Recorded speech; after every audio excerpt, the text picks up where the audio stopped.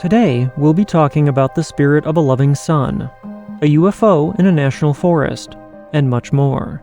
All coming up on this episode of Paranormal Mysteries.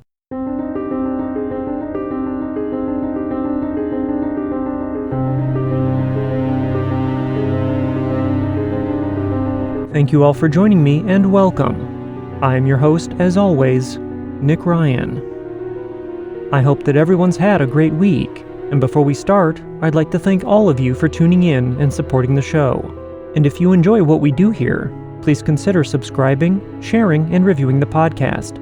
This supports us by helping new listeners to discover the show. And if you'd like to support us even further by becoming a patron or by donating, please visit us at patreon.com/paranormalmysteries or at buymeacoffee.com/paranormal. These links and others can be found in the show notes. And if you've encountered the paranormal and would like to share your story, please email me at paranormalmysteriesPodcast@gmail.com. All experiences, no matter how big or small, are always welcome. And with that in mind, today's first story comes to us from Aaron. And Aaron says, "When I was about 6, I grew up on 8 acres of land that was previously a Christmas tree farm. I had an active imagination, being that I played alone, often outside, finding things to do that were 6-year-old fun, finding bugs, climbing trees, and trying to build forts. I remember falling asleep and dreaming about my farm cat sitting on the railing of the porch, and when we pulled up and walked up the stairs, it jumped off to hiss at me and my mom. It felt so realistic that I was scared that something was wrong. I couldn't explain what, but it just was. So, coming back from grocery shopping after being out, I saw my cat in the exact same spot as it was in the dream. I was walking up the steps, and I had the same feeling in the pit of my stomach that it would do something. I took a step back as it jumped down and hissed directly in front of my mom, and then went about its way, waiting for what goodies were in the grocery bags. I remember feeling such fear that I had just dreamt the exact same thing the previous night, and I didn't want that to ever happen again. Since then, I've had some dreams of someone who was close to me, and when asking if he or his family are okay, there has always been something happening in his life. His father became ill and suddenly passed, and his mom was having medical issues, and he himself has had issues here and there. That said, I usually have dreams about him, and I know that something is going on. I can't say that I have abilities, but I can say that those close to me, I always seem to have dreams about, and there is almost always something going on in some way. Maybe there is something carried over from when I was younger that doesn't allow me to be frightened, but just has that sense." This next story is also from Aaron, and Aaron calls it My Angel. And Aaron says, "I had become pregnant at 35 with my first child. It was unexpected and unplanned, and I found out about it 2 months into the pregnancy. Before the second trimester, we picked names. When we went about finding out the gender at the doctor's office, we found out that we were having a boy, and we said, 'That's Riley.' About 5 minutes into the appointment, the nurse said, 'I need to go and ask the doctor something,' and 10 minutes later, we found out that Riley wasn't going to make it if he was born, due to his skull not forming correctly. With that being said, there was a procedure following the next day, and before going in, I said, 'I love you, Riley, and I'm so sorry.' When I came out and we were on our way home, my other half said that he felt and heard Riley speaking to him. He said he knew it was him, and he heard Riley say, 'I understand what happened, and it's okay.' When we got home, I was sitting at the kitchen table, and then my other half said, 'He says it's okay, Mommy. I love you. I've spent a long time with you, Mommy. It's your turn, Daddy.' My other half said that it felt like a warmth was next to him, and he said that over the next week, when he was stressed at work, he could feel Riley next to him. For 2 years, we tried to have another child, and we lost another early on, but we then had a premature, but now healthy boy. When we had him 2 months early, before going in to have him, I whispered, 'Please let it be okay, Riley. If anything, let your brother be okay.' Now, my healthy and happy 4-year-old is here, And for about 2 years, his electronic toys would go off for no reason. Believe me, we kept thinking it was the batteries or something making them go off, but we realized it's probably Riley, so we kept saying hi to him. The noises stopped after 2 years for some unknown reason. However, I almost feel like his spirit lives on in our son. He's full of love, and he humbles us. He keeps us going, and always is saying, "I love you." Thanks for reading, and I love your podcast. Aaron.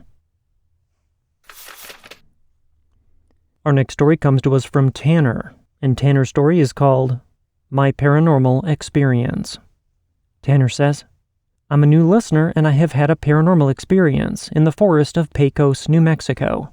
I am not a believer by any means. I am actually a skeptic. I do love paranormal stories, but I've always laughed or scoffed at those people and just called them crazy. But this is something I can't explain, and it's something that has never happened to me again since.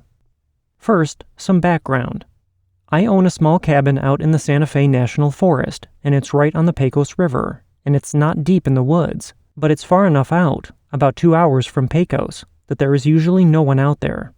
The nearest landmark is a fishing pond that is usually filled with little kids running and old men fishing in the summer, but it's still quite a bit away. We do get fishermen illegally fishing on our property, but we usually let them fish because we don't really care. This was June of 2019. I was 20 and had driven up to my cabin with my friend, let's call her Alice, and this was her first time up there.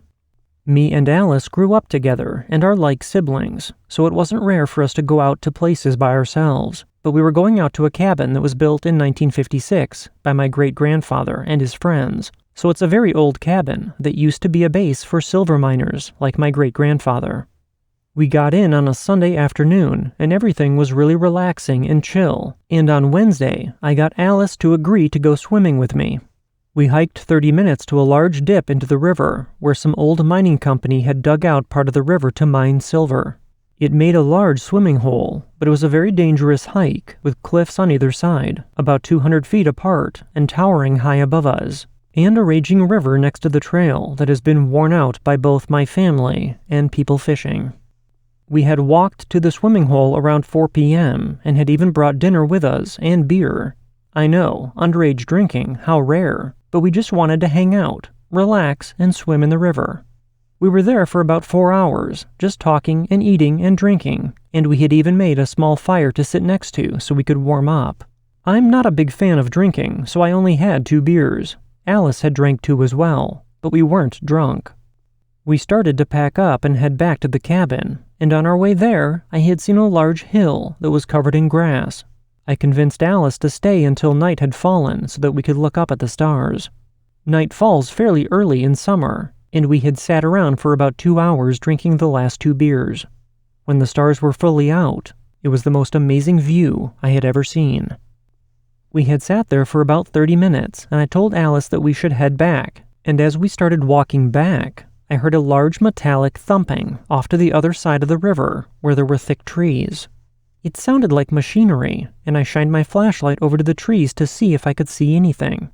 This isn't an area where machines could easily get to, as there are no bridges to that side of the river, and the few bridges would have a trail to get to that spot, and you definitely wouldn't be able to get any machinery to that spot because of the large cliffs and thick brush. I pulled out my pistol that I always bring with me to deal with wolves or bears that get too close. I thought that it was an illegal logger or some guy out fishing and using a portable generator and was trying to fix it. I had started to calm down, lowering my gun as I shone the light through the trees, and I called out a normal, "Hey, who's over there?" After no reply, I started to yell out louder. I was standing there for about 10 minutes when I told Alice it was probably nothing to worry about, and that we should just head back. As we started walking away, that's when this loud screaming, like it was a mix of metal screeching and an inhuman yelling, pierced the quiet forest. I looked at Alice, and the blood from her face was gone.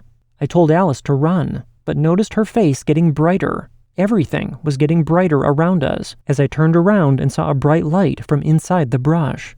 It was about 30 feet into the woods from the bank of the river and about 70 or 80 feet from us, but it was still so bright that I couldn't look at it, and I had to close my eyes and shield them. I know there are no clearings on that side of the forest, and I told Alice to run as the light got brighter and the screeching got louder. As we ran, I heard the sound of air whooshing over our heads, and when I looked up, there was a black triangle with no lights on it, but it was large enough that it blocked out the stars above. It followed us to our cabin, hovering maybe 200 feet above us as it watched us. As we ran inside, I ran to my room and pulled out my rifle, and I immediately went back outside to see if I could shoot it, but it was gone. When I thought we were safe, I went to go and check the clock, and it said 3 a.m. We had only been out for 6 hours, so it should have said 10 p.m. or at the latest 11, but not 3 in the morning. We were gone for 11 hours, and 5 of those hours are unaccounted for. I looked around for Alice, and I found her passed out on the couch. I didn't think about it at the time, and thought she was just exhausted, so I sat next to her, holding my rifle, still waiting for whatever it was that was out there to come back. Around 7 a.m., she woke up. I didn't fall asleep because I was too scared to. When she woke up, she looked around and asked how we got back to the cabin. This scared me because I remembered her running next to me as I held her hand and pulled her along with me. I told her that we ran away and that she was running right alongside me. She said the only thing she remembered was bits and pieces of last night and that her memory was blank after I had told her to run. She didn't remember passing out on the couch and even making it to the cabin. We both agreed not to talk about this to anyone, but that afternoon, when she was out of the cabin, I called my dad on the landline, and I asked if he knew of any triangle-shaped planes. He was in the military for 10 years, so I thought that he would have an explanation. But he said the only plane he could think of are the stealth planes that the Air Force uses. I didn't get a good look at the plane, but it didn't look like an Air Force plane because it followed us like it was hovering over us. The plane also had no markings, no lights, and was completely silent. I have been in the Army for about a year now, and I've never seen a plane fly like a helicopter, and I know it wasn't a helicopter because helicopters aren't silent, and they're not triangle-shaped. I truly don't know what that was, and for the rest of the trip, we felt like we were being watched. There was even a point where Alice was so terrified to sleep that she made me watch her just so she could get some rest. I've had some spooky stuff happen to me at that cabin, like doors opening and random sounds, but I usually chalk that up to it being a very old and worn-out cabin.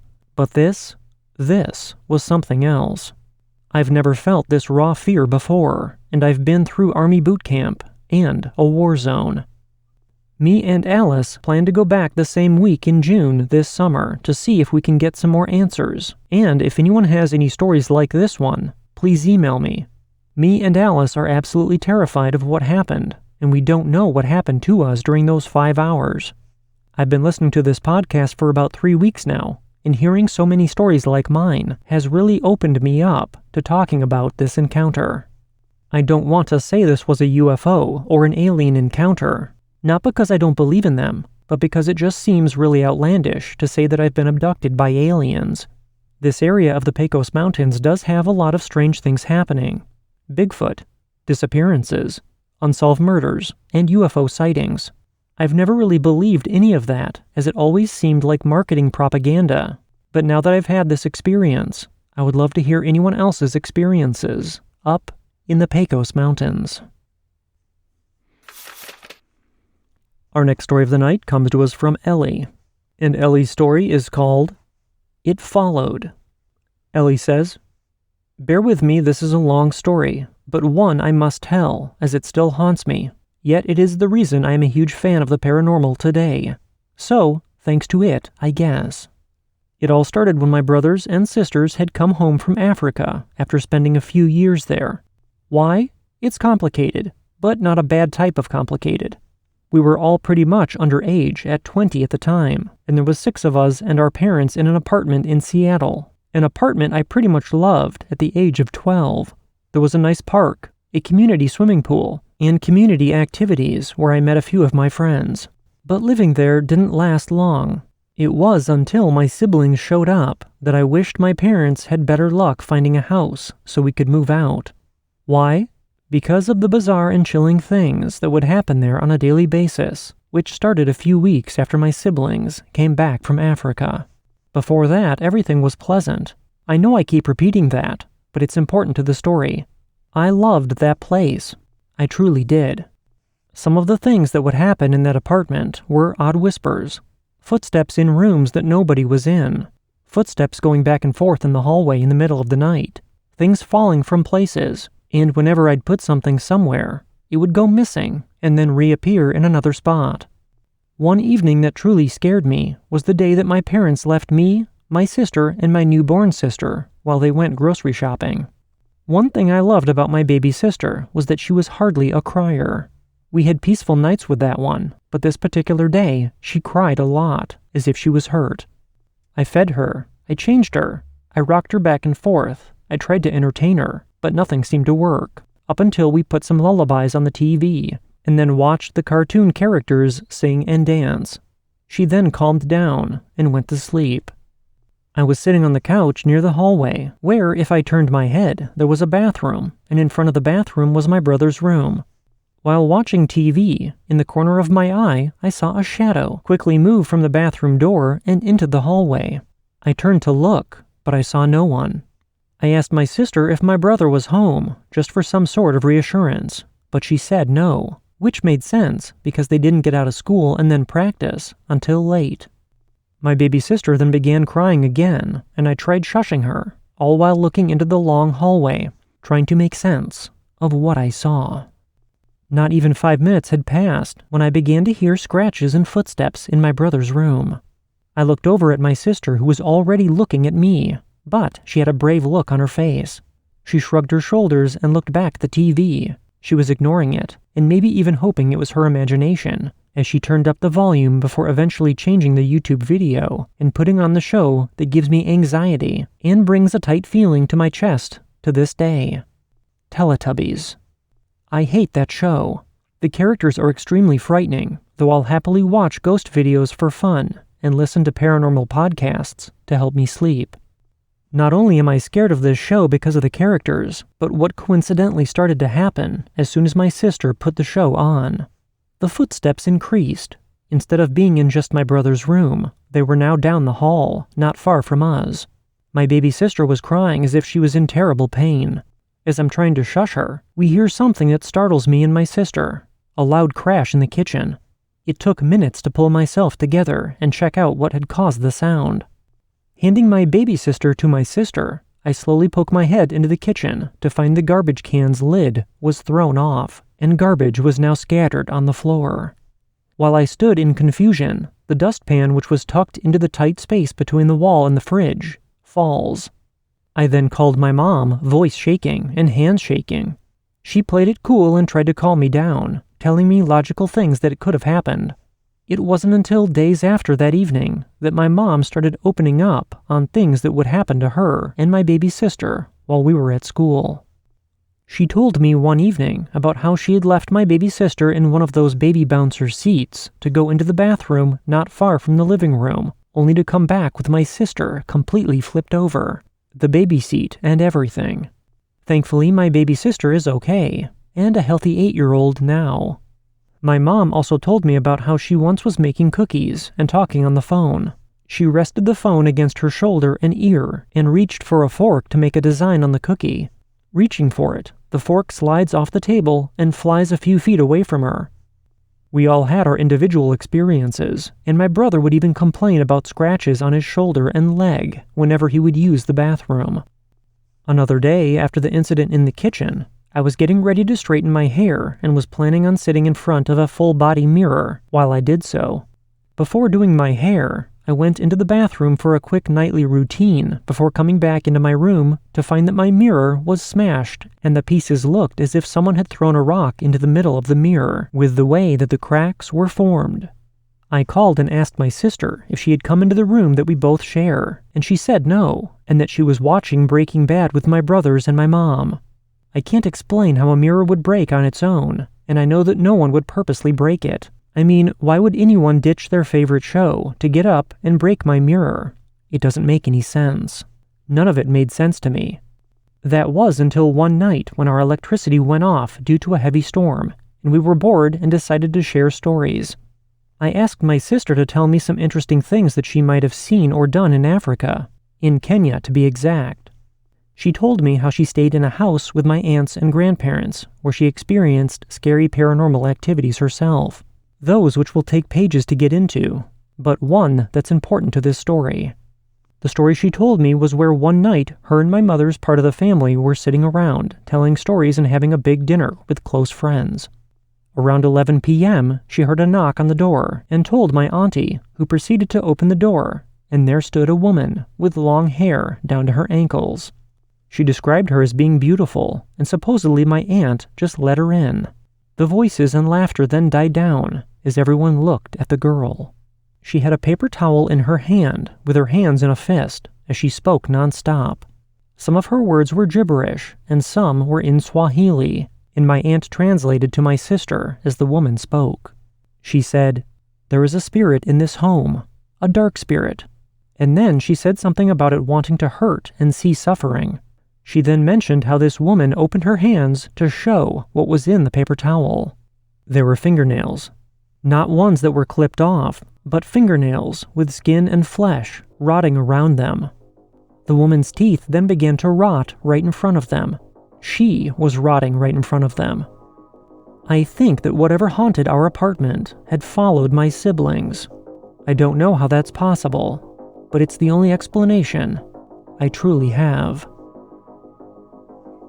As we come to the end of tonight's episode, I'd like to thank all of you for tuning in and supporting the show, and a special thank you goes out to Aaron, Tanner, and Ellie for sharing their experiences with all of us.